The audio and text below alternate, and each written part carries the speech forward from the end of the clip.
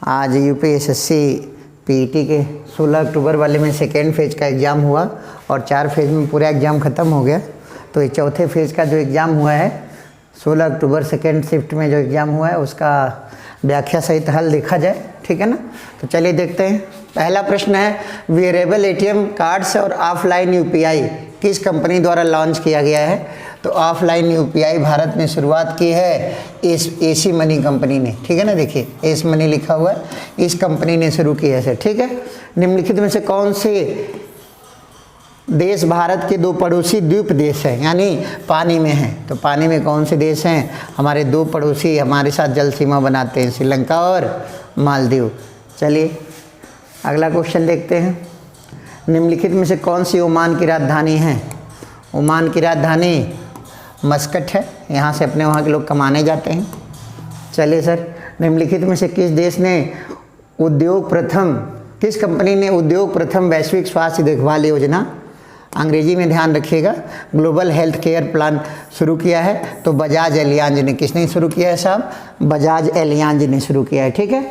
अगला देखते हैं, क्वेश्चन नंबर 5 है, लोकसभा के पहले अध्यक्ष कौन थे। बहुत जनरल सा क्वेश्चन है। गणेश वासुदेव मावलंकर, जीवी मावलंकर थे, गणेश मावलंकर, ठीक है। भारत में अंतर्राष्ट्रीय श्रमिक दिवस, भारत ही नहीं पूरे विश्व में 1 मई को मनाया जाता है। अंतर्राष्ट्रीय श्रमिक दिवस कब से मनाया जाता है, तो 1 मई को मनाया जाता है। सफ़ेद शहर किसे कहते हैं, तो झीलों का शहर किसे कहते हैं सर, उदयपुर को। पहले ही बताया गया था कि कॉमन सेंस अप्लाई करेंगे तो 10 क्वेश्चन ऐसे होंगे जो समझ में आ जाएंगे करना क्या है, ठीक है। आगे देखते हैं। निम्नलिखित में से केंद्र शासित प्रदेश की राजधानी नहीं है। तो देखिए आइजोल जो है एक केंद्र शासित प्रदेश की राजधानी नहीं है। चलिए साहब आगे देखते हैं। संयुक्त राज्य अमेरिका का राष्ट्रीय खेल कौन सा है, तो बेसबॉल है। कौन सा है साहब, बेसबॉल है, ठीक है। निम्नलिखित में से किस व्यक्ति ने हिंद स्वराज पुस्तक लिखी है, तो महात्मा गांधी ने लिखी थी। किसने लिखी थी सर, महात्मा गांधी ने हिंद स्वराज पुस्तक लिखी थी जब वो इंग्लैंड से अफ्रीका जा रहे थे पानी के जहाज़ पर, ठीक है। हरित लेखांकन या ग्रिड अकाउंटिंग का अर्थ क्या है, तो इसमें विकल्प दिया हुआ है, देश का कुल वन क्षेत्र गलत है, देश के वन क्षेत्र का विनाश गलत है, प्रदूषण और पर्यावरण हानि गलत है, यानी इनमें से कोई नहीं। ग्रीन अकाउंटिंग का मतलब ये होता है कि भारत के या विश्व की इकोनॉमी पे ग्लोबल वार्मिंग का, पर्यावरण कारकों का क्या असर पड़ रहा है, इसका ऑडिटिंग करना, ठीक है ना। तो इसमें से ग्रीन अकाउंटिंग कोई भी ऑप्शन नहीं है, तो 11 नंबर का बी हो जाएगा, इनमें से कोई नहीं। चलिए साहब आगे देखते हैं। सांगाई महोत्सव, तो सांगाई महोत्सव मणिपुर, सांगाई महोत्सव कहाँ पे सर, मणिपुर, ठीक है। फिर आगे देखते हैं। अभी हिंदी वाले प्रश्न एक साथ किए जाएंगे, पहले दूसरा प्रश्न देख लेते हैं।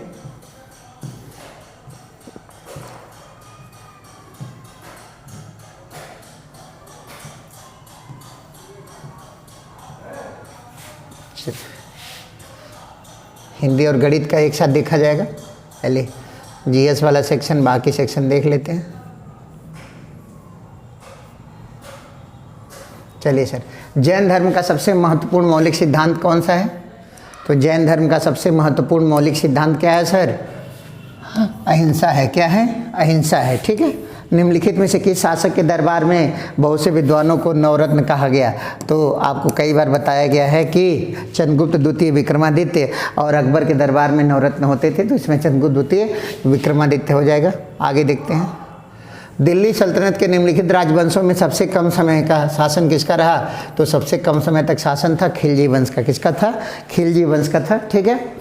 डलहौजी ने भारत में ब्रिटिश साम्राज्य में अवध को किस आधार पर कब्जे में लिया था, तो 1856 में कब्जे में लिया था। कब कब्जे में लिया था, 1856 में कुशासन का आरोप लगाकर, तो राज्य में अव्यवस्था के नाम पर ले लिया था। ये भी बताया गया था आपको, राज्य में अव्यवस्था के नाम पर ले लिया था, ठीक है सर। हड़प्पा के एक बंदरगाह का नाम लिखिए, तो ये आपको कई बार बताया जा चुका है, लोथल। कौन सा है सर, लोथल है, ठीक है। आगे देखते हैं। बंगाल में किस आंदोलन में लाल, हरा और पीला तिरंगा शुरू किया गया, तो स्वदेशी आंदोलन में, जो बंगाल विभाजन के खिलाफ हुआ था 1905 में, ठीक है सर। खलीफा की अस्थायी शक्तियों की रक्षा के लिए मार्च 1919 में बॉम्बे में खिलाफत कमेटी का गठन किया गया। कब किया गया सर? 1919 में खिलाफत कमेटी का गठन किया गया। इसके अध्यक्ष थे महात्मा गांधी। कौन अध्यक्ष था? महात्मा गांधी अध्यक्ष थे। ठीक है सर। भारत सरकार अधिनियम 1935 के अनुसार भारत में मुख्य न्यायाधीश के अतिरिक्त न्यायाधीशों की नियुक्ति की गई थी। तो जानते हैं 9 होना चाहिए टोटल लेकर के, तो मुख्य न्यायाधीश के अतिरिक्त 8 होना चाहिए। ठीक है, फिर भी विकल्प में 7 दिया है तो 7 लगाएंगे। ठीक ना, थोड़ा सा डाउटफुल क्वेश्चन है। चलिए साहब अगला देखते हैं। निम्नलिखित में से किसके द्वारा 1857 की क्रांति की शुरुआत की गई थी? तो सिपाहियों ने शुरू की थी। आपने सुना होगा मंगल पांडे का नाम। चलिए साहब, अरावली पर्वत श्रेणी में सबसे ऊंचा शिखर कौन सा है? सबको पता है, गुरु शिखर है माउंट आबू के पास। ठीक है सर। चलिए, ग्रीष्म काल में उत्तरी मैदानों में बहने वाली हवा क्या कही जाती है? तो लू कहते हैं। उत्तरी मैदानों में ग्रीष्म काल में क्या बहती है? तो लू बहती है। भारत की मानक समय रेखा, देखिए मानक या मतलब कहा है, मैंने बार बार कहा था कि अगर हिंदी में ना समझ में आए तो अंग्रेजी में देखिएगा स्टैंडर्ड मेरिडियन, तो 82.5 अंश पूर्वी देशांतर है। इलाहाबाद के नैनी से भारत का मानक समय तय किया जाता है 82.5 अंश पूर्वी देशांतर से। ठीक है सर। आगे देखते हैं। निम्नलिखित में से कौन सी घटना की प्रतिक्रिया में भारत छोड़ो आंदोलन हुआ था? तो क्रिप्स मिशन के प्रतिक्रिया में 1942 में आया। इसके तुरंत बाद हमने भारत छोड़ो आंदोलन शुरू कर दिया था। ठीक है सर। आगे देखते हैं। कौन सा सबसे ऊंचा भारतीय शिखर है? तो देखिए विकल्प में जो दिए हुए हैं, यहाँ K10 लिख गया है, K2 होना चाहिए। तो विकल्प अनुसार सबसे ऊंचा शिखर कौन सा है? कंचनजंगा है। सबसे ऊंचा शिखर कौन सा है? कंचनजंगा है। नई आर्थिक नीति में सामान्यतः विकास के मॉडल को क्या कहते हैं? तो LPG कहते हैं। सुबह वाले टाइम में भी आया था ये क्वेश्चन, बस थोड़ा सा चेंज करके दे दिया है। LPG कहा जाता है इसको। ठीक है। 1991 में जो आर्थिक सुधार हुए। ठीक है। फिर कहते हैं कोई भी कंपनी एक सरकारी कंपनी तब कही जाती है जब उसमें सरकार की हिस्सेदारी, ये भी आपको बताया गया था कि अगर सरकार की हिस्सेदारी 51% या उससे अधिक है तो उसे सरकारी कंपनी कहा जाएगा। ठीक है सर। उत्तर प्रदेश के किस जिले में नैमिषारण्य स्थित है? सीतापुर में। कहाँ पे है सर? सीतापुर में है। ठीक है। आगे देखते हैं। कौन सी बैंक या संस्था ग्रामीण क्षेत्र में वित्त पोषण करने वाली सर्वोच्च संस्था है? तो नाबार्ड है। कौन सी है सर? नाबार्ड है। ठीक है ना। 1991 के आर्थिक सुधारों के द्वारा निम्नलिखित की समस्या को ध्यान दिया गया?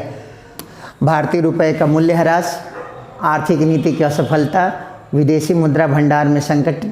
ठीक है ना, यह सभी। तो हम लगाएंगे आर्थिक नीति की असफलता, आर्थिक नीति की असफलता के मामले में। ठीक है। चलिए साहब, हॉलमार्क लोगो किसके लिए लगता है? तो गहनों के लिए लगता है। इसमें जेवर लिखा हुआ है तो वही सही हो जाएगा। हॉलमार्क किसके लिए लगता है? गहनों के लिए लगता है। ठीक है सर। आगे देखते हैं।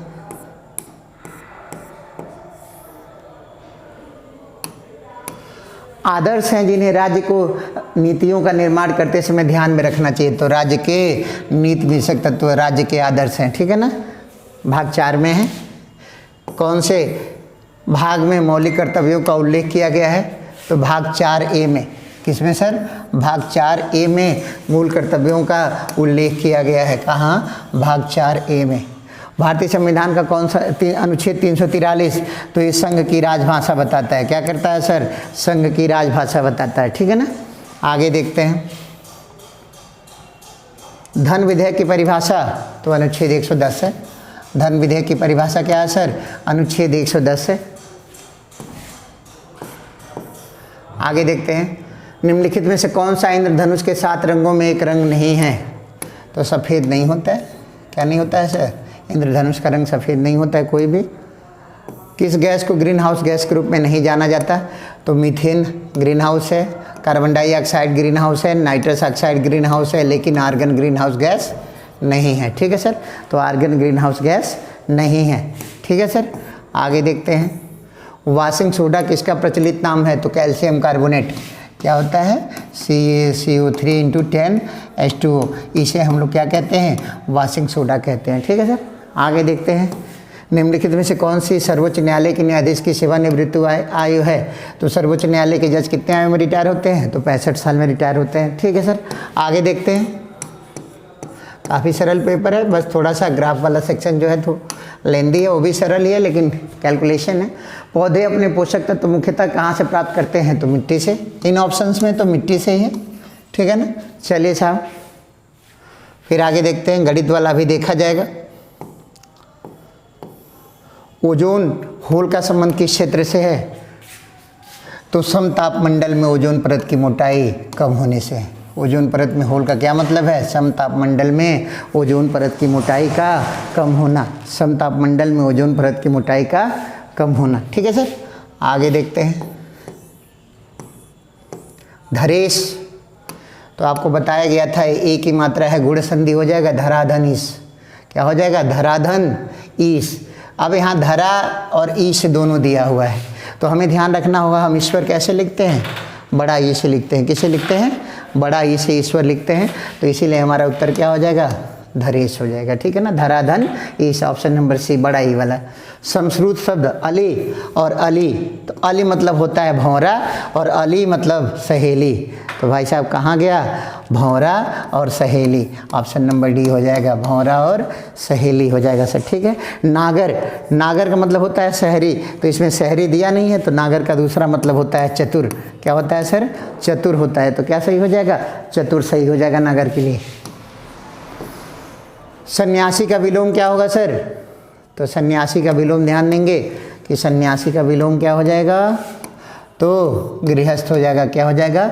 गृहस्थ हो जाएगा। कोल्हू का बैल होना तो बुरी तरह से काम में लगे रहना। कोल्हू का बैल होना तो बुरी तरह से काम में लगे होना, ठीक है सर।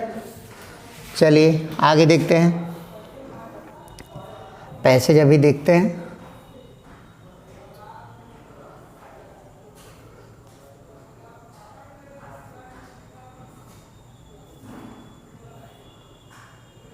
भारतीय तकनीकी एसएमई हेतु निवेश को आकर्षित करने के लिए नैसकॉम ने किस गवर्नमेंट के साथ साझेदारी की है? तो ये ऑस्ट्रेलिया गवर्नमेंट के साथ की है। किस गवर्नमेंट के साथ की है नैसकॉम ने साझेदारी? तो ऑस्ट्रेलिया गवर्नमेंट के साथ की है, ठीक है सर। सरकार के स्वामित्व वाली रोसाटोम, तो रोसाटोम किस देश की होगी? अगर ये भी गलत कर दिए हैं तो बहुत बड़ा दुर्भाग्य का विषय है किसी भी व्यक्ति का। रोसा मतलब रूस, तो रूस हो जाएगा इसका उत्तर, ठीक है सर। राष्ट्रीय खाद्य सुरक्षा अधिनियम में पहला राज्य, ये हम आपको कराए थे उसमें वीडियो में, तो क्या हो जाएगा सर? ओडिशा। जहाँ गरीब होंगे वहीं ना राशन ज़्यादा बटेगा, यह कॉमन सेंस अप्लाई करना है कि ज़्यादा राशन कहाँ बटेगा? जहाँ ज़्यादा गरीब होंगे, ठीक है। निम्नलिखित में से कौन सा देश I2U2, देखिए ये भी कॉमन सेंस है, 2 बार I 2 बार U, तो India, Israel, United state of America और यूएई। तो देखिए इंडिया, इजराइल, यूएई, यूएसए, तो क्या हो जाएगा सर? Option number A. अगर आप नहीं भी जानते हैं तो भी गेस करके किया जा सकता है, ठीक है ना। चलिए साहब अगला सवाल देखते हैं। भारत का पहला अमृत सरोवर, ये भी आपको वीडियो में कराया गया था, उत्तर प्रदेश के रामपुर में शुरू किया गया, ठीक है ना। निम्नलिखित में से किस राज्य में हाल ही में यूरेनियम खनन भंडार पाए गए हैं? तो राजस्थान में। यूरेनियम के भंडार हाल ही में किस राज्य में मिले हैं? तो राजस्थान में मिले हैं सर, ठीक है। चलिए फिर है, निम्न से किस राज्य में दीमापुर, दीमापुर आपको 50 बार मैंने बताया है नागालैंड, दीमापुर किस राज्य में होता है सर? नागालैंड, तो क्या ऑप्शन हो जाएगा? नागालैंड। आगे पढ़ना ही नहीं है, जब दीमापुर का नाम आ गया तो किस राज्य में हो जाएगा? नागालैंड में। आखिरी क्वेश्चन इसका देखते हैं। डॉक्टर राजेंद्र प्रसाद स्मृति पुरस्कार ये लोक प्रशासन के क्षेत्र में दिया जाता है। ये वनडे एग्जाम में कभी नहीं पूछा जाता लेकिन पूछा हुआ है, तो ध्यान रखेंगे कि ये किस क्षेत्र में दिया जाता है? लोक प्रशासन के क्षेत्र में दिया जाता है। तो इस प्रकार हिंदी और जीएस का पूरा आपका सॉल्व हो गया। अब चलिए देखते हैं, पैसेज वाला देखते हैं और मैप का ग्राफ देखते हैं। पहले ग्राफ वाले क्वेश्चन देख लेंगे, उसके बाद से हिंदी और अंग्रेजी वाले पैसेज देखेंगे।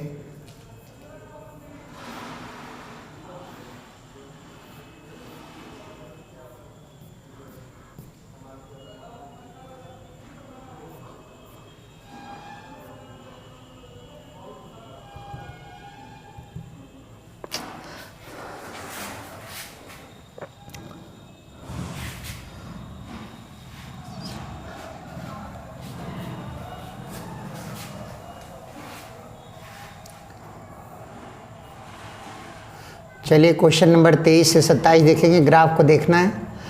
कह रहा है निम्न तालिका के एक परीक्षा में 7 छात्रों द्वारा अलग अलग 6 विषयों में प्राप्त अंकों के प्रतिशत को बताया गया है। आंकड़ों को सावधानी पूर्वक पढ़िए और जवाब दीजिए। अब ये जो अंक लिखे हुए हैं ध्यान रखेंगे कि देखिए ये जो बोल्ड लेटर में लिखा हुआ है सब पूर्णांक है और ये प्राप्तांक जो है नंबर नहीं है, नहीं तो 40 में कोई लड़का 80 नंबर कैसे पा सकता है।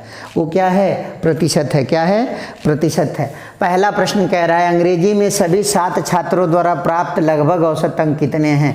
तो अंग्रेजी में देखिए बस ये है कि जो आप समय बताए हैं जीएस में वो समय यहाँ कैलकुलेशन में आपको लगाना है और कुछ नहीं है। अंग्रेजी है तो अंग्रेजी वाला कॉलम देख लीजिए।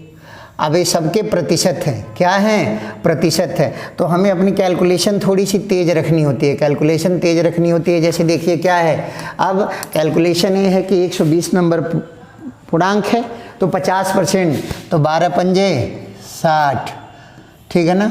85% तो 12 पच्चे 60 और 12 बट्ठे 96 और 6 102। कितना नंबर, 102। 12 सत्ते 84, 12 पच्चे 60 और 12 छक्के 72 और 6 78। क्लियर नहीं हो रहा है, वैसे 9 ही होना चाहिए। 12 9 108, 12 बट्ठे 96 और 12 बट्ठे 96। अब देखिए साहब इसके अंग्रेजी में प्राप्तांक हो गए। अब कह रहा है औसत कितने हैं, तो औसत कैसे निकालते हैं साहब, जो पाए हैं उसको जोड़ करके जो विषय हैं, कितने विषय हैं, तो 7 छात्र हैं तो क्या हो जाएगा, 7 से क्या कर देंगे, भाग दे देंगे। अब देखिए 2 4 6 6 8 14 14 8 22 22 6 28 और 6 34, ठीक है ना। और भाग किसे देनी है, 7 से। तो देखिए 7 का भाग एक बार यहाँ जरूर ट्राई करते हैं इकाई अंक में काट करके कि 7 से भाग देने पर क्या होता है। तो देखिए यहाँ लगभग में दे दिया है, इसका मतलब कटने वाला नहीं है, ठीक है ना। आपको करना पड़ेगा। चलिए जोड़ लेते हैं। 4 2 6 6 8 14 14 8 22 22 6 28 28 6 34 का 4, ठीक है ना। 3 हासिल है। 6 8 6 14 14 7 21 21 9 30 30 9 39 और 3 42। अब हो गया 1 1 2 और 4 6, इतने नंबर हो गए इसके 624। अब इसमें 7 से भाग दे देंगे तो 7 बट्ठी 56 और कितना बचा, 56 के बाद कितना बचा, 7 बटे 56, 6 बच गया और 7 9 63, 7 9 क्या हो गया, 63 हो गया। तो देखिए कितना अंक हो गया, ये जिसका भी पेपर है उसने गलत लगाया है। कितना अंक हो गया, 89 नंबर हो गए। कितने नंबर हो गए, 89 नंबर हो गए सर, ठीक है।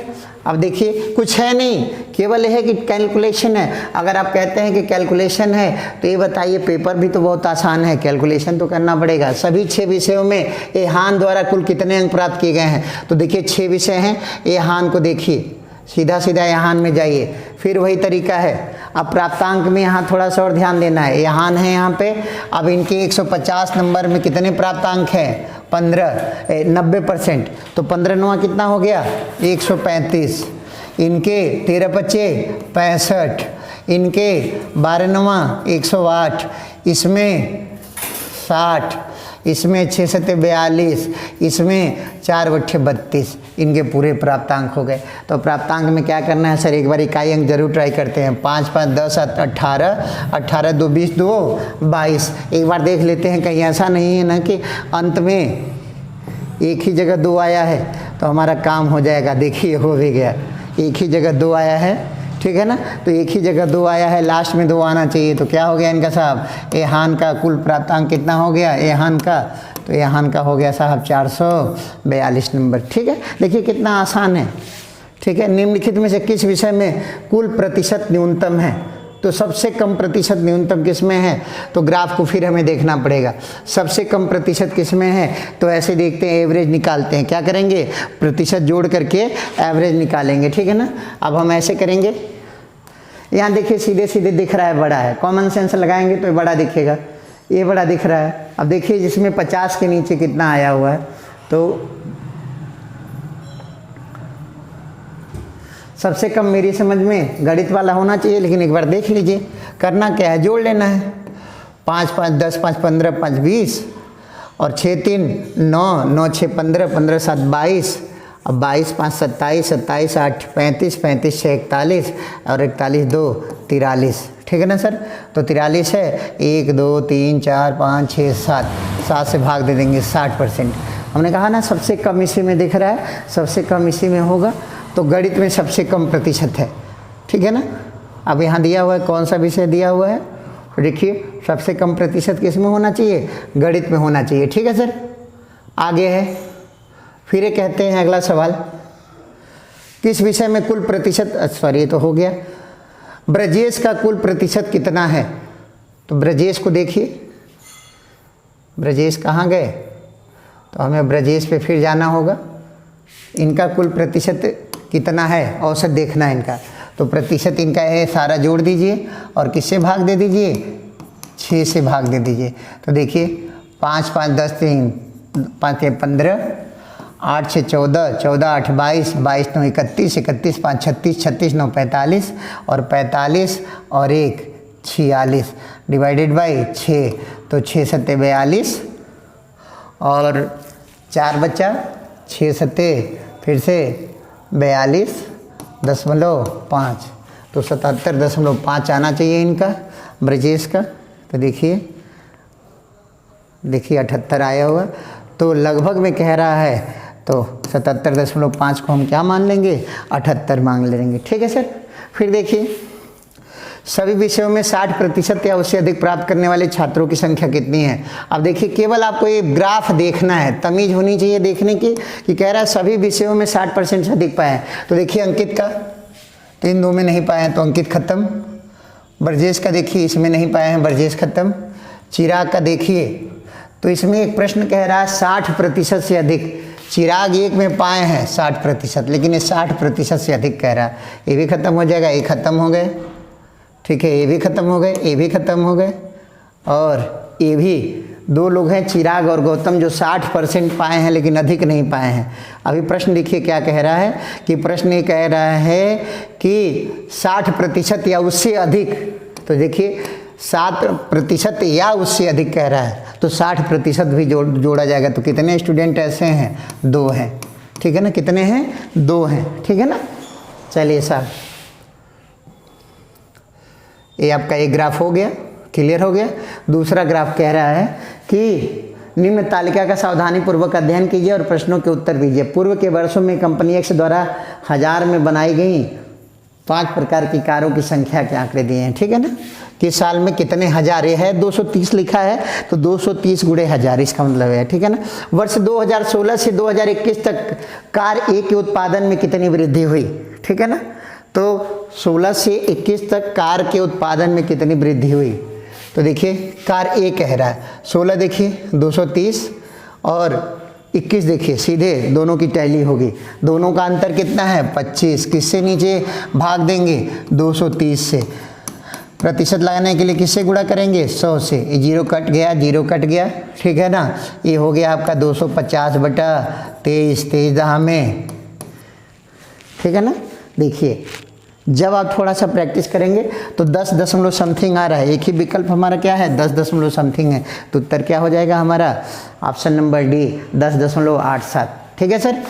चलिए ग्राफ में कुछ है नहीं, किसी भी ग्राफ में कुछ भी नहीं दिया है, बस ये ध्यान रखना है ना कि उसका टैली करने का तरीका सही होना चाहिए।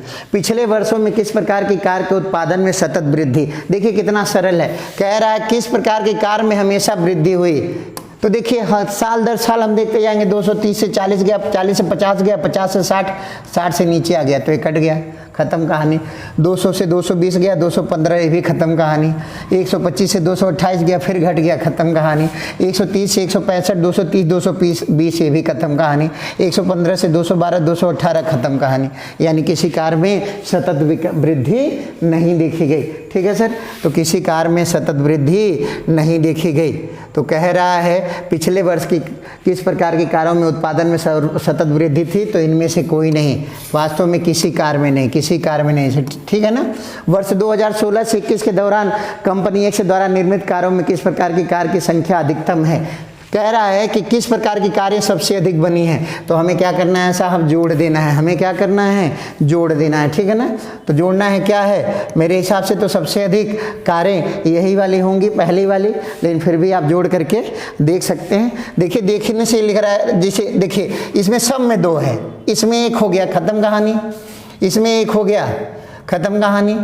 इसमें 1 कई बार हो गया, ख़त्म कहानी, ख़त्म कहानी, ठीक है ना। कुछ चीज़ें देख करके क्लियर हो जाती हैं। तो क्या हो गया, कंपनी ए हो जाएगी। कौन सी कंपनी हो जाएगी साहब, कंपनी ए हो जाएगी, ठीक है ना।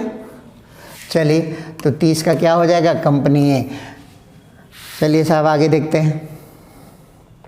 वर्ष 2018 से 21 के दौरान कार डी के उत्पादन में कितने प्रतिशत की कमी हुई। तो डी में 18 से 21 देखिए, डी में देखते हैं तो सीधे जिसका पूछे उसकी लाइन में जाइए। डी में किस वर्ष में, 18 से 21 में कमी पूछ रहा है। देखिए 230 थे, 220 हो गए, अंतर कितना हो गया, 10 का। कमी होना है तो नीचे बड़ा वाला लिखा जाएगा। और गुड़े क्या है साहब, 100, ए कटिंग 23 को 92, 4 दशमलव समथिंग होगा। अब देखिए 100/23 है तो क्या हो जाएगा, 4 दशमलव समथिंग हो जाएगा सर, ठीक है ना। चलिए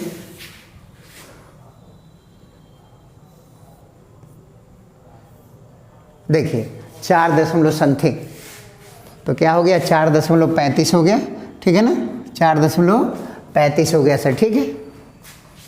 यही देखिए हमारा उत्तर था 4.35, ठीक है। अब 32 नंबर में देखिएगा, वर्ष 2016 में कार ई का उत्पादन वर्ष 2019 में कार बी के उत्पादन का लगभग कितने प्रतिशत था। तो 16 में ई, 19 में बी। फिर जाते हैं हम अपने ग्राफ में, 16 में ई और 19 में बी, ठीक है सर। तो 16 में हमारा क्या देखना है, ई, और 19 में बी, सॉरी 19 में बी देखना है। तो कितने प्रतिशत, तो 115/215 गुणे 100%। काटेंगे तो ये 23 से कट जाएगा, ये काटेंगे तो 5 को 20, ये 43 से कट जाएगा सर, ठीक है ना। तो ये देखिए 2300/43 दिया हुआ है। अब हम देखते हैं उत्तर में क्या है हमारे, उसी के हिसाब से हल करेंगे, ठीक है ना। तो देखिए 23/43 गुणे 100 हमारा उत्तर आया था। जो होशियार आदमी होता है कैलकुलेशन नहीं करता है। 43 का आधा क्या होगा, 21.5 होगा, 21.5 होगा ना। तो ये भी जो भी मान है ये 50% से क्या आएगा, अधिक आएगा। तो हमारा उत्तर क्या हो जाएगा, 53.5%। उत्तर क्या हो जाएगा, 53.5%, ठीक है ना। ये 47 तब होता जब ये, ठीक है ना, 47 क्या होता, अरे सॉरी चलिए, ठीक है। ये देखिए उत्तर वही होगा 230/43। तो 4 × 5 = 20, देखिए 4 × 5 = 20, तो क्या हो जाएगा, 53.5% हो जाएगा, ठीक है सर। एक ग्राफ हो गया। अब देखिए अगला ग्राफ देखते हैं। 33 से 37 निम्न चार्ट का एक पुस्तक के प्रकाशन में किए गए खर्च का प्रतिशत वितरण बताता है। पाई चार्ट का अध्ययन कीजिए, प्रश्नों का उत्तर दीजिए। तो पाई चार्ट देखिए साहब बहुत सुंदर बनाया हुआ है। अब 33 नंबर क्वेश्चन कह रहा है, संवर्धन लागत पर किए गए खर्च के अनुरूप केंद्रीय कोण क्या होगा। तो संवर्धन लागत देखिएगा साहब, संवर्धन लागत 5% दिख रहा है। कितना परसेंट दिख रहा है, 5% दिख रहा है ना सर। तो यहाँ एक बात ध्यान रखनी है, पूरा जो ग्राफ होता है वो कितना प्रतिशत है, 100%। और ये बराबर कितना अंश होता है, 360 अंश। तो 1% बराबर कितना हो जाएगा, 3.6 अंश। बस हो गया हल। तो ये कह रहा है 5%, तो 3.6 गुणे 5 गुणा कर दीजिए, 5 × 6 = 30 और 5 × 15 = 3 18। तो कितने अंश का कोण बनाएगा साहब, 18 अंश का बनाएगा। कितने अंश का कोण बनाएगा, 18 अंश का बनाएगा, ठीक है ना। कितने अंश का बनेगा, अभी देखिए उत्तर में दिया होगा, देखिए 18 अंश। क्या दिया हुआ है, 18 अंश का कोण बनेगा। कितने अंश का, 18 अंश का, ठीक है। अगला देखते हैं, पुस्तक का मूल्य लागत मूल्य से 20% ऊपर अंकित किया गया यदि पुस्तक का मूल्य, अरे ये क्वेश्चन कहाँ से आ गया। चलिए ठीक है, देख लेते हैं इसको भी। पुस्तक का मूल्य लागत मूल्य से 20% ऊपर अंकित किया गया यदि पुस्तक का अंकित मूल्य 160 रुपये है, ठीक है ना। तो देखिए 20% अधिक अंकित किया गया है, यानी 1/5 अधिक अंकित किया गया है, तो कम कितना होगा, 1/6 कम होगा। ठीक है ना सर, कितना कम होगा, 1/6 कम होगा। ठीक है ना। अब 160 का 5/6 निकल जाना है। क्या निकल जाना है, 160 का 5/6 कटेगा नहीं, तो कटना नहीं है। ये नीचे 3 आ गया तो कौन सा उत्तर हो जाएगा, 46.6666।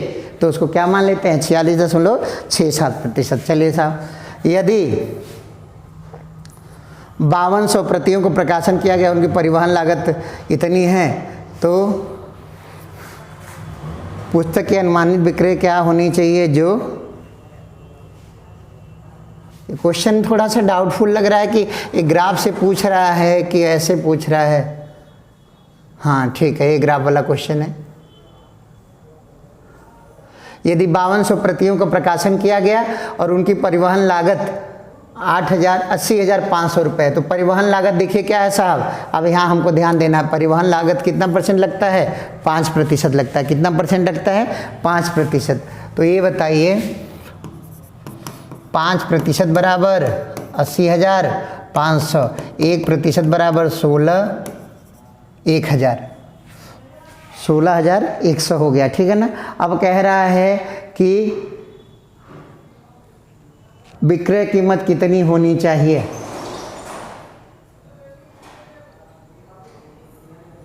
बावन सौ प्रतियों का प्रकाशन किया गया,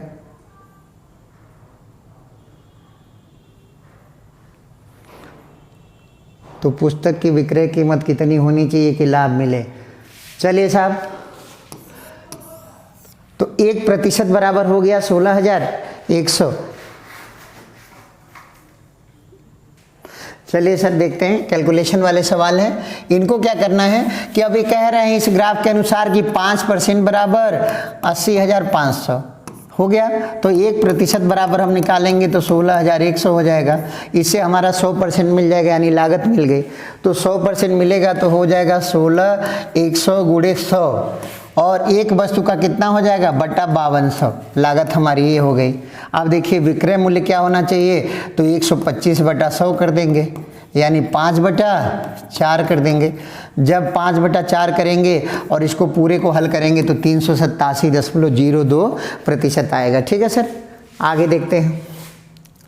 कहे ना कि पेपर बहुत आसान है, बस है कि आपको कैलकुलेशन करना है। यदि पुस्तकों की एक निश्चित मात्रा के लिए प्रकाशक को 20,600 रुपये मुद्रण लागत के रूप में देना होता है, तो ठीक है ना, 20,600 मुद्रण लागत। देखिए 25% बराबर 1/4, ये बराबर दिया है 20,600, तो पूरा लागत क्या हो गया सब, पूरा 1/4 का 4 हो जाएगा। तो ये क्या हो जाएगा, 0 0 और 4 6 24 और 4 दूनी 8, 82,400। तो कह रहा है कि इन पुस्तकों की रॉयल्टी कितनी देनी होगी। तो रॉयल्टी क्या है साहब, तो देखिए अब इतना भी नहीं करना था। 25% बराबर 20,600, तो इसीलिए 1% बराबर 20,600/25 कर देंगे। तो 1% बराबर क्या हो जाएगा, 20,600/25। अब ये काट दीजिए, 25/200 और 25 दूनी 50 और यहाँ बचा 2, 824। तो कह रहा है 20%, तो इसका 20 से गुणा कर देंगे। तो देखिए 4 दूनी 8, 8 दूनी 16, ठीक है ना। तो कौन सा उत्तर हो जाएगा, 16,480 हो जाएगा। ठीक है ना। चलिए साहब अगला, पुस्तकों की रॉयल्टी मुद्रण लागत से कितनी अधिक है। तो इसका किसी ग्राफ व्राफ से कोई लेना देना नहीं है। रॉयल्टी है साहब 20% और मुद्रण लागत कितनी है साहब, 25%। तो पुस्तकों की रॉयल्टी जो है वो मुद्रा से कितने प्रतिशत कम है। तो ये अगर 25 है तो ये कितना है, 20 है। बड़का में से छोटका घटा देंगे 5, और कम निकालना है तो नीचे बड़का कर देंगे 1/5। 1/5 कितना % होता है सर, 20% होता है। 1/5 कितना % होता है, 20% होता है। चलिए आगे देखते हैं, अंतिम ग्राफ देखते हैं। ये तो क्लास में कराया गया था, देख लेते हैं। निम्न रेखा ग्राफ एक कंपनी द्वारा 2001 से 2007 के दौरान किए गए आयात की रकम से उस कंपनी के निर्यात की रकम का अनुपात है। मतलब क्या है मित्रों, बस इतना ध्यान रखना है कि ये जो 0.6 लिख रहा है, ठीक है, तो 0.6 का मतलब ये है, हमको बस यही ध्यान देना है कि आयात को हम इंपोर्ट से लिखते हैं, आई से, import by export is equal to 0.6, इसका मतलब 6/10, यानी इसका मतलब 3/5, ठीक है ना।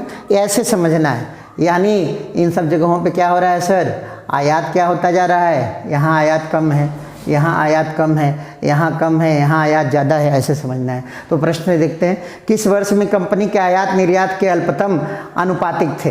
तो सबसे कम अनुपात किस साल में है, तो देखिए कितना सरल है, हमको क्या करना है, ऊपर इनकम है, इंपोर्ट है, और नीचे एक्सपोर्ट है। तो I/E का सबसे कम अनुपात किस साल दिख रहा है, 0.3, किस साल दिख रहा है, 2003 में। किस साल दिख रहा है साहब, 2003 में, ठीक है ना। चलिए फिर आगे देखते हैं, यदि वर्ष 2004 में आयात 240 करोड़ था और 4 और 5 का कुल संयुक्त निर्यात 500 करोड़ था, तो 2005 में आयात क्या था। तो देखिए 2004 में आयात 240 करोड़, तो 2004 में ऐसे देखिएगा, अब ऐसे देखेंगे I/E 1.2, यानी अगर ये 12 है, इंपोर्ट 12 है, तो एक्सपोर्ट क्या है, 10 है, क्या है, 12 और 10 का रेशियो हो गया। तो ये है 24, 240, तो ये कितना करोड़, 200 करोड़, कितना करोड़ हो गया सर, 200 करोड़, ठीक है ना। तो निर्यात 2004 का कितना मिल गया, 200 करोड़ मिल गया सर, ठीक है। अब देखिए थोड़ा सा प्रश्न और ऐसे करना पड़ेगा। अब इसमें कह रहा है कि 2004 और 5 का कुल निर्यात 500 था, तो 2004 का हमको मिला 200 और 2005 और 4 मिला करके 500, तो 2005 का कितना है सर, 300 है। अब कह रहा है कि 2005 में आयात क्या था, तो आयात और निर्यात का रेशियो जो है 1.5 है, यानी क्या है, मतलब क्या है साहब, अगर ये 15 है तो निर्यात क्या है, 10 है, निकाल लेंगे। निर्यात कितना, 300, तो 30 दहा में 300, और ये हो जाएगा 450, कितना करोड़ हो जाएगा, 450 करोड़ हो जाएगा सर, ठीक है। कितना हो जाएगा, 450 करोड़ हो जाएगा, ठीक है ना। अगला देखते हैं, यदि 2002 में कंपनी का आयात 260 करोड़ था, तो 2002 में कंपनी से निर्यात, देखिए कितना सरल है, 2002 में जाइए 0.8, फिर वही नियम I/E इज इक्वल टू 8/10, और कह रहा है कि आयात कितना, 260, तो 8 बराबर क्या हो गया, 260, ठीक है ना। तो ये बताइए 8 बराबर 260 हो गया, तो 10 बराबर क्या होगा, ठीक है ना। तो ऐसे निकलता है, मान लीजिए हमको नहीं समझ में आ रहा है तो इसको और छोटा कर दें, 4/5 कर दें, तो 4 हिस्सा ये हो गया, तो 5 हिस्सा इसको होना है, तो 4 6 के 24 और 4 पंजे 20, तो 65 गुणे 5 हो जाएगा, तो 5 25 और 5 6 के 30 और 2 32, कितना करोड़ हो जाएगा, 325 करोड़, कितना करोड़ हो जाएगा सर, 325 करोड़ हो जाएगा, ठीक है ना। अगला, दिए गए वर्षों में कितने वर्षों में निर्यात आयात से अधिक था, बहुत सरल सवाल। ये बताइए, जहां ग्राफ दशमलव में है वहां निर्यात अधिक हुआ है, तो कितने वर्ष में, 1 2 3 4 वर्षों में, कितने वर्षों में सर, 4 वर्षों में, ठीक है ना। तो निर्यात आयात से अधिक था कितने वर्षों में, 4 वर्षों में अधिक था सर, ठीक है। अब देखिए वर्ष 2003 से 4 तक आयात में कितने प्रतिशत की वृद्धि हुई, 3 से 4 में देखेंगे सर, कितना सरल है, देखिएगा 3 में आयात हम मान लेंगे 3 और 4 में मान लेंगे 12, कितने वृद्धि हुई, तो 1.2 में से 0.3 घटा देंगे, क्या हो जाएगा साहब, 0.9, और किससे टैली कर रहे हैं, 0.3 से, 3 गुना वृद्धि हुई, यानी 300%, कितने परसेंट वृद्धि सर, 300%, ठीक है ना। तो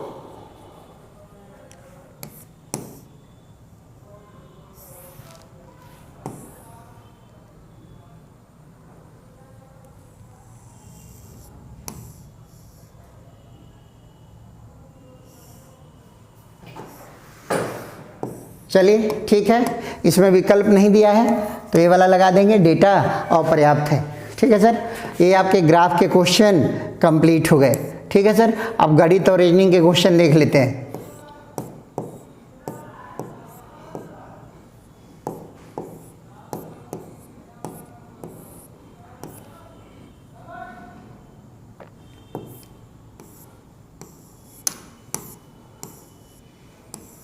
चलिए 8:20 पर घड़ी की घंटी की और मिनट की सुई में क्या कोण बनेगा? तो सूत्र होता है 30h माइनस 11/2 m। h क्या है 8, m क्या है 20। तो 8 3 24, 240 हो गया। 11/2 गुणे 20 से 20 10 से 2 से कट गया 10, 240 माइनस 110, 130 अंश। कितने अंश का कोड हो गया सर? 130 अंश का कोड हो गया, ठीक है ना। अब कह रहा है अगला कि इनमें से अलग बताइए। तो 41 25 होगा, सभी वर्ग संख्याएं हैं लेकिन 41 25 वर्ग संख्या नहीं है, ठीक है सर। 88 का सी हो जाएगा।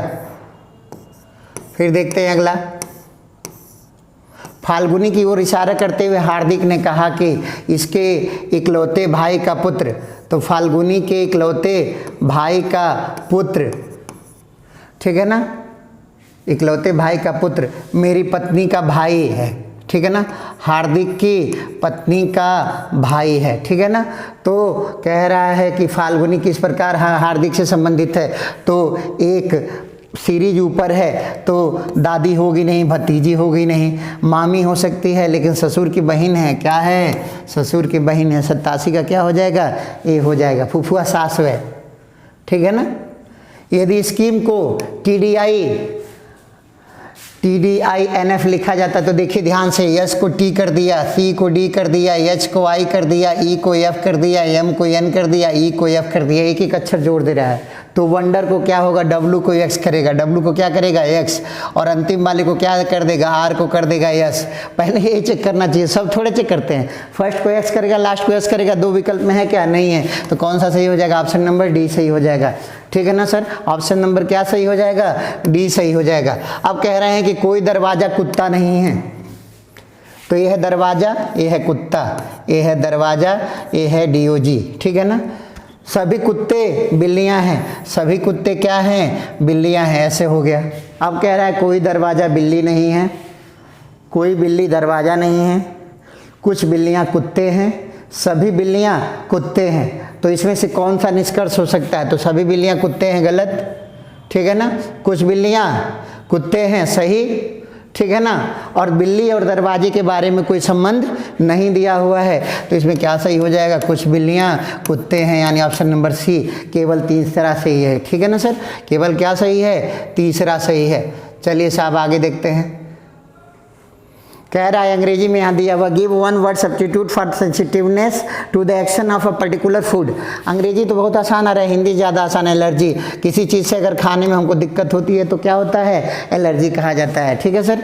अगला, शुद्ध करेंट सिनोनिम्स रैंडम, ठीक है ना। रैंडम तो क्या होता है? रैंडम का एक्सीडेंटल हो जाता है, क्या हो जाता है?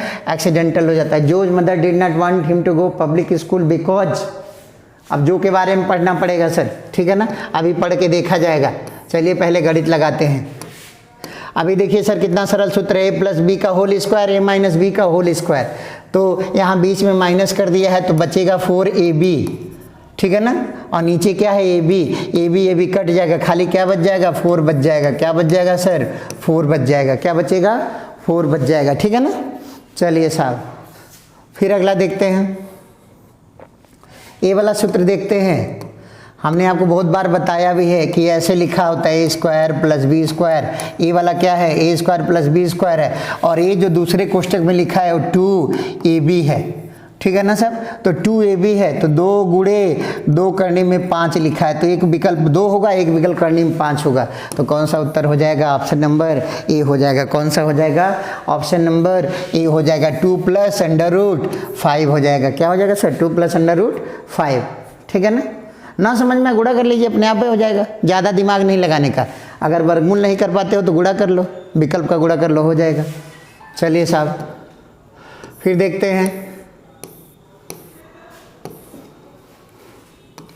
7 क्रमिक संख्याओं का औसत 20 है, इनमें सबसे बड़ी संख्या क्या है? तो 20 है, तो 20 × 7 140 हो जाएंगे। तो ऐसे लिखते हैं 20, 21, 22, 23, ठीक है ना। इधर 19, 18, 17, ठीक है ना। तो 20 में 20 है, सबसे बड़का कौन हो गया साहब? 23 हो गया। सबसे बड़ी की संख्या कौन सी हो गई?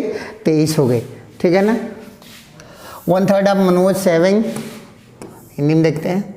किसान विकास पत्र में मनोज की बचत का 1/3 हिस्सा पब्लिक प्रोविडेंट फंड में उसके बचत के आधे के बराबर है। यदि उसके पास कुल बचत है 1,50,000 तो उसने पब्लिक फंड प्राइवेट फंड में कितनी बचत की है। तो देखिए सर, कह रहे हैं कि 1,50,000 रुपया इनकी बचत है, ठीक है ना। और शर्त ये है कि विकास पत्र में 1/3 जो है ये प्रोविडेंट फंड का आधे के बराबर है, ठीक है ना। तो इसको 2 पार्ट में ऐसे बांट देना। प्रश्न ये हो गया कि 2 पार्ट में ऐसे बांट देना है कि एक का आधा और दूसरे का 1/3, दोनों बराबर हो जाए। दोनों क्या हो जाए बराबर साहब, बराबर हो जाए। तो 60 अगर ले रहे हैं आप, विकल्प से देख लेते हैं, 60 लेते हैं तो 60 का आधा 30, तो दूसरा क्या हो जाएगा 90, 90 का 1/3 30। तो हमारा ऑप्शन क्या हो जाएगा, बी हो जाएगा सर, ठीक है ना। फिर देखिए ये दिया हुआ है,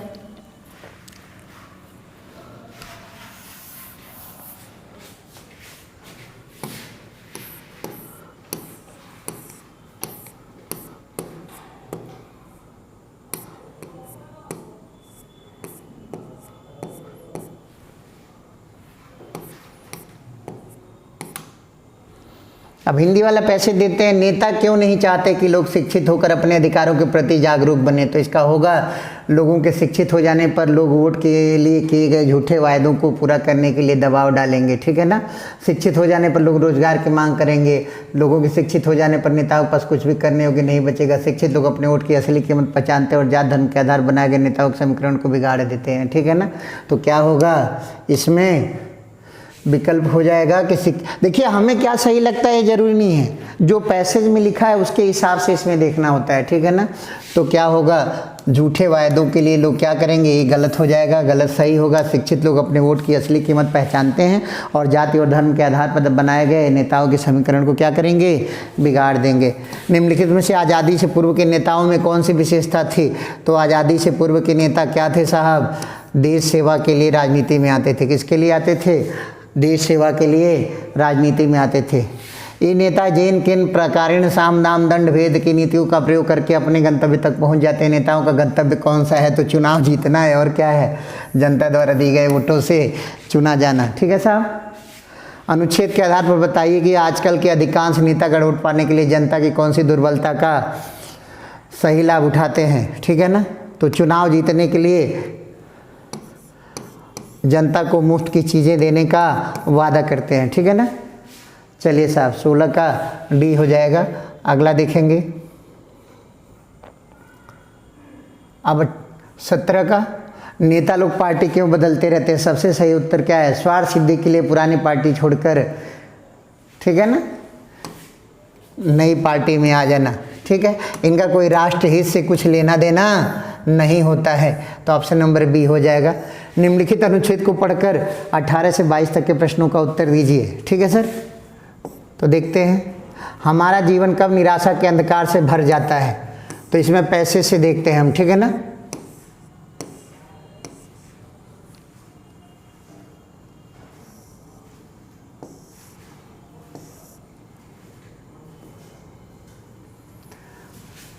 तो हमारा जीवन निराशा से भर जाता है जब हम क्रोध, शोक, ईर्ष्या, चिंता, भय आदि घातक मनोभावों से दूर हो जाते हैं। तो ये गलत है। जब हम बड़ों का सम्मान करते हैं, गलत है। जब क्रोध, शोक, ईर्ष्या, चिंता, भय आदि घातक मनोभाव लंबे समय तक अपनी तीव्रता से हमें प्रभावित करते हैं। जैसा हम सोचेंगे वैसे बन जाएंगे। तो 18 का क्या हो जाएगा, सी हो जाएगा। प्रिय घटनाओं को अपने जीवन में आकर्षित करने के लिए हमें क्या करना चाहिए, तो हमारा मनोमस्तिष्क प्रिय विचारों से हमेशा परिपूरित होना चाहिए। तो 19 का क्या हो जाएगा, सी हो जाएगा। अपने दुर्भाग्य को सौभाग्य में कैसे बदला जा सकता है। तो पहला ऑप्शन दिया हुआ है कि ज्योतिषी को अपनी जन्मपत्री दिखाकर, गलत। सुबह उठकर चींटियों को आटा और चीनी खिलाने से, गलत। शनिवार और मंगलवार को हनुमान जी के मंदिर जाने से, नहीं। अपने मस्तिष्क के विचारों पर ध्यान देकर लगातार रचनात्मक विचारों द्वारा, ठीक है ना सर। निम्नलिखित में से किस वर्ग के सभी भाव रचनात्मक हैं। प्रेम, स्नेह, भाईचारा और शांति। तो अशांति थोड़े रचनात्मक है, गलत हो गया। सहानुभूति, कर्तव्य पालन, संतुष्टि, विश्वास, क्रोध, क्रोध, ईर्ष्या, ये सब रचनात्मक नहीं है।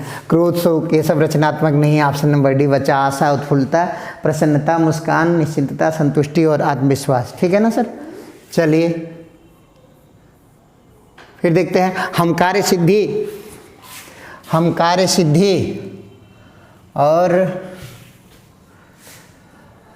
सफलता के बहुत पास कब आते हैं? जब हम जीवन के नकारात्मक सोच भर देते हैं। तो जीवन में नकारात्मक सोच भरेगा तो सफलता कहाँ से मिलेगी? जब हम परिश्रम के स्थान पर चतुराई का सहारा लेकर, ये भी गलत। जब हम क्रोध, शोक, ईर्ष्या आदि घातक मनोभावों को आश्रय देते हैं, गलत। ऑप्शन नंबर डी क्या हो जाएगा? सही हो जाएगा सर, ठीक है ना। दोनों पैसेज आपके हो गए। चलिए आगे देखते हैं। अब एक पैसेज बच गया अंग्रेजी का, उसको भी देख लेते हैं। अंग्रेजी तो मानिए कि हिंदी से आसान आया था इस पेपर में। पूरे पेपर में जितना भी पार्ट हुआ है सब में इंग्लिश ज़्यादा आसान थी हिंदी की अपेक्षा। उन्हें लगा हो कि हिंदी नहीं जानते, इंग्लिश नहीं जानते बच्चे, इसीलिए आसान दे दिए होंगे। चलिए साहब, अब कह रहा है वेयर डिड जो मीट कार्मेन। तो सीधे सीधे हमने आपको बताया था जिनको अंग्रेजी में दिक्कत है वो देखिए जो कहाँ कार्मेन से मिल रहा है, तो सीधे सीधे पढ़ते जाएंगे, ठीक है ना।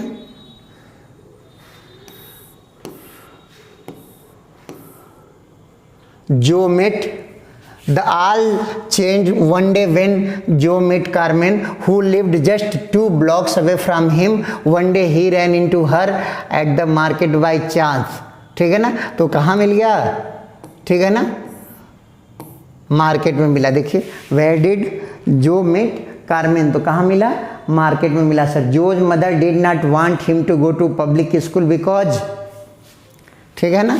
अब सीधे सीधे देखना है।